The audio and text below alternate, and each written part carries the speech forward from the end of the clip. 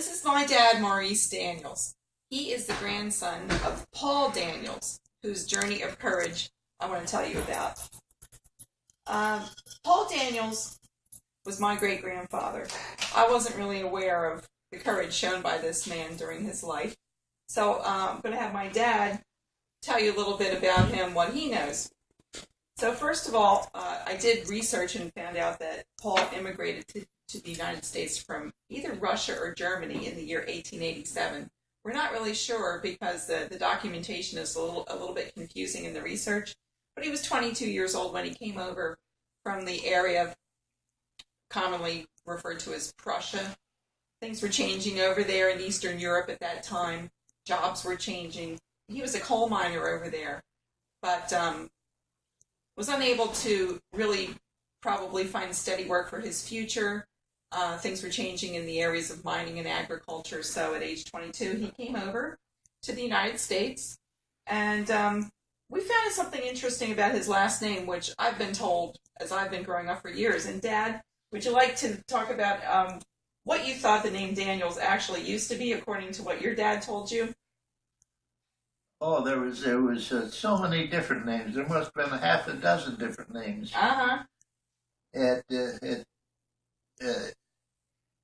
He just picked one.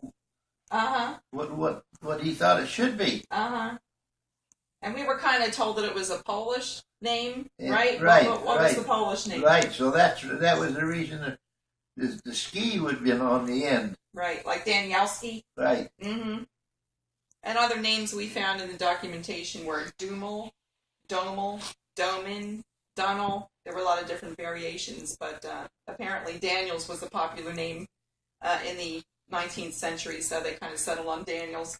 So he immigrated because mining jobs were not as plentiful over there. And Dad, do you want to just talk about why Paul came over to northeastern Pennsylvania to be a coal miner? What you know?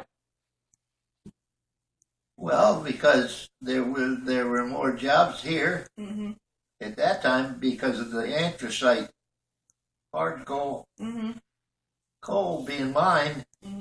With the coal was very popular. They couldn't make enough of it, and they were giving jobs to anybody that wanted to come here. Right. They were paying help them get over here. And like recruiting. Like they were recruiting men to come over here because they needed them. That there was more jobs than they had men to fill them. Right. And a lot of different ethnic groups came over. Tens of thousands of guys from different ethnic backgrounds, right? Right. Can you talk about some of those different backgrounds that came over?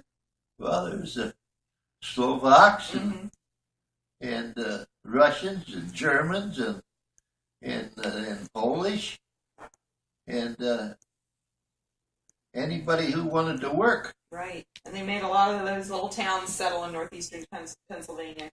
And a lot of towns were like coal mining towns in the beginning, like company towns. Right. So, as far as mining as a job, Dad, why do you think Paul was a courageous guy to work in the mines? What do you know about the job of mining? The job of mining was very, very dangerous. But they come over here, they had to work. Right. They had to do something. They had to make a living. They had families.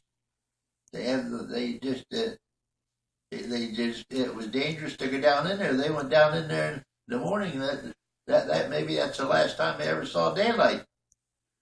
They went down there and a lot of them never come back up out of there. And so it was a very dangerous job. And he was helping the other guys band together and form a union sort of thing to make it go better and get better things, safety features, and so on. That better ventilation, right, was the main thing. Air quality was terrible. Yeah, air quality was just plain terrible is right. So they had that they had a band together and go at the owners and have them make things better for them. Right. As a result, there were strikes, but Paul did have regular work, from what I found out, until the year 1906. And do you recall what happened to him in the mine in 1906? Well, from what I was told, I don't know how true it is. All these facts and figures that I'm talking about is what was passed down to us here now, and that a big piece of slate fell from the ceiling down into this gangway where these men were, and they got crushed. Yeah, I have documentation of Paul's death certificate, and on it says he suffered a crush injury to his pelvis and a dislocated hip in 1906, and 52 days later he died of sepsis. So obviously it was a terrible injury and one that he could not recover from.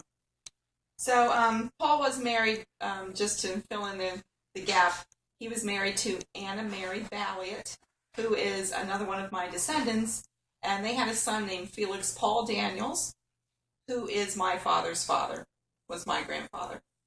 So that's the story of the courageous job of coal mining, as told by my dad, Maurice Daniels. Thanks, Dad. You're welcome.